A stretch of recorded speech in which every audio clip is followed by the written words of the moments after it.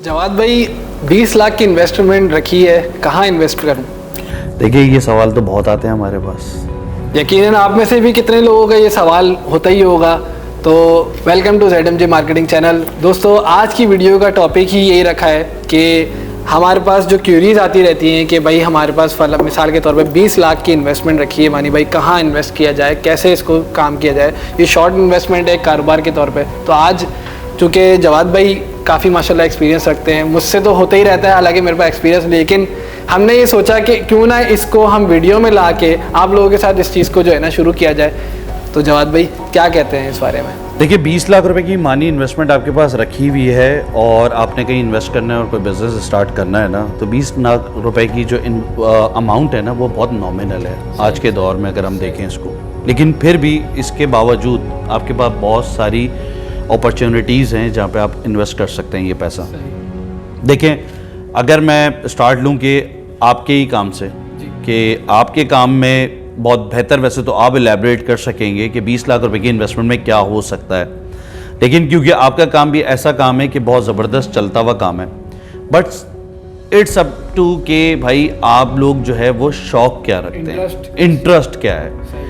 Interest based काम करेंगे तो उसमें आप यकीनन रिटर्न लेंगे। अगर आपका इंटरेस्ट किसी चीज़ में नहीं है तो वो आपके लिए बेकार है कोई भी चीज़। तो ये है, इसी वजह से मैंने, क्योंकि मेरे पास जब 2.5-3 साल से जो है इंटरेक्शन होता है आम लोगों से, तो होता यही है कि लोग मुझसे फ़ोन करके बोल रहे होते हैं यार मानी भाई इतने पैसे रखे हैं, आया मैं गोट फार्म स्टार्ट करूं, कैटल फार्म स्टार्ट करूं, या क्या करना चाहिए, जगह लेके करने चाहिए काम, या रेंट पे मैं इस पर काम करूं। तो उनको मैं उस हिसाब से ही मशवरे देता हूँ। मैं कहता हूँ इंटरेस्ट किस चीज़ पर है आपका, कि आप जो है इसको लॉन्ग टर्म भी लेके चलना चाह रहे हैं, या आप जो है वो शॉर्ट एक सिर्फ बकरा का काम करना चाह रहे हैं। तो उस हिसाब से मैं उनको मशवरा देता हूँ। तो बेसिकली होता यही है कि काफ़ी लोग सोचते हैं कि शायद हम 20 से 25 लाख पे एक पूरा कारोबार स्टार्ट कर ले। तो मैं कहता हूँ नहीं, आप अगर पूरा एक प्रॉपर्ली लेके चलना चाह रहे हैं तो कम से कम आपके पास इतना इन्वेस्टमेंट हो कि आप उसको लैंड भी बाय कर सकें और फिर उसके बाद उसको कंस्ट्रक्शन उस पर कंस्ट्रक्ट करवा के फिर कैटल स्टार्ट किए।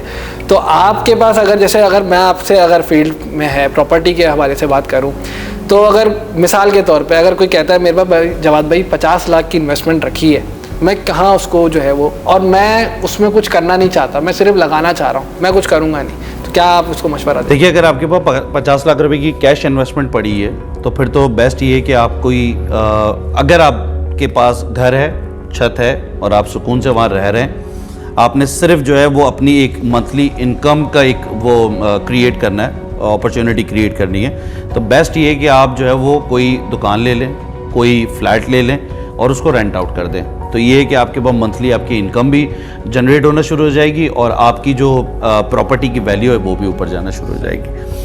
अगर हम ये तो बात कर रहे हैं ना 50 लाख रुपए की, किसी के पास 2 लाख रुपए पड़े हुए और वो चाह रहा है कि मैं ये 2 लाख रुपए उठाऊं और किसी जगह पे इन्वेस्ट कर दूं, तो 3D मार्केटिंग जो प्लेटफॉर्म लोगों को दे रहा है, जैसे गुलमोहर सिटी है, शंग्रीला सिटी है, इसमें आप सबसे जो लीस्ट कॉस्ट इन्वेस्ट कर सकते हैं वो है 2 लाख रुपए, बल्कि 1,80,000 रुपए। अच्छा, इतने कम में भी इन्वेस्टमेंट स्टार्ट हो सकती है। 1,80,000 रुपए से आपने बुकिंग कराई, 5 साल का आपको इंस्टॉलमेंट प्लान मिल गया।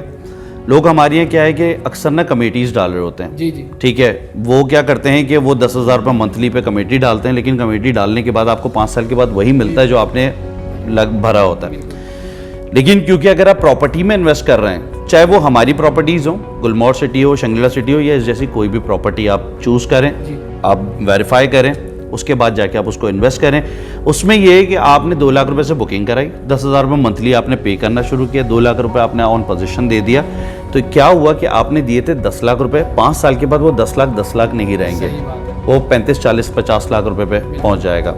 इससे ऊपर चले जाते हैं, अगर आपके पास 20 लाख रुपए की 18 लाख रुपए की इन्वेस्टमेंट भी पड़ी हुई है तो वो आप कहीं लगाना चाह रहे हैं। अच्छा, ये चीज़ भी डिपेंड ऑन कि आप कितना जो है ना वो कितने टाइम के लिए इन्वेस्ट करना चाह रहे हैं। आप शॉर्ट टर्म इन्वेस्ट करना चाह रहे हैं, आप लॉन्ग टर्म इन्वेस्ट करना चाह रहे हैं। ये जो मैंने प्लान बताया ये लॉन्ग टर्म इन्वेस्टमेंट है।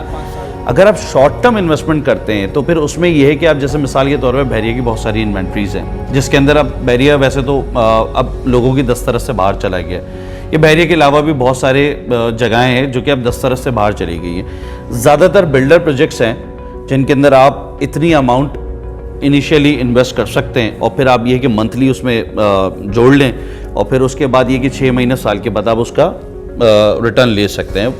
ये बात कर रहा हूँ मैं लॉजिकल बात, लॉजिकल इस सेंस में क्योंकि जब आप किसी एक ऐसी जगह पे इन्वेस्ट करते हैं ना जो इन्वेस्टर रेट के ऊपर आपको मिल रही होती है, जैसे मिसाल के तौर पर कोई प्रोजेक्ट स्टार्ट अभी होने वाला है, अभी सिर्फ लैंड है, चटियल जमीन है। हाँ, अभी सिर्फ ज़मीन है और सिर्फ अभी उसका एक वर्चुअल कॉन्सेप्ट है कि ये अभी स्टार्ट करेंगे, वहाँ आप इन्वेस्ट करें। और वो लॉजिकली मैं आपको इसलिए बोल रहा हूँ कि वो जब मिसाल के तौर पे वहाँ पे डिगिंग भी स्टार्ट हो जाती है ना तो रेट चेंज हो जाता है।